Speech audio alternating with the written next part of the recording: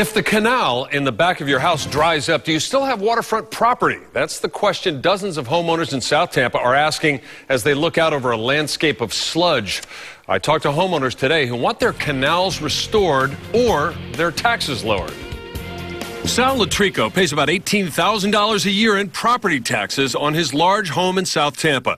The canal off the backyard is a big reason for that. We're paying a premium for being on the water.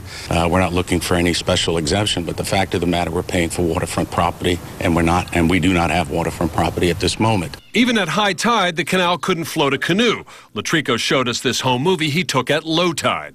And I will tell you, this is pretty pitiful, and it's just getting worse. Latrico and his neighbors who live along the canals snaking through the southwest shore area have long petitioned the city to dredge out the canals that have gradually filled with mud. They believe city storm drains are responsible for depositing the sludge at their doorsteps. Latrico says he can often see an oily sheen. Absolutely, it's not clean. Tired of waiting for something to get done, about a dozen homeowners have called the appraiser's office to challenge their property valuation. But Deputy Appraiser Warren Weathers says they shouldn't count on a big tax cut. The ultimate determinant is the market.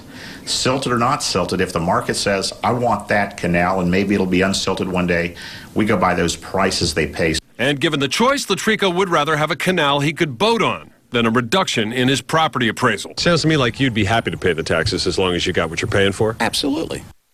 Well, the federal EPA recently took back a grant that they were going to award the city to dredge about a dozen canals in South Tampa.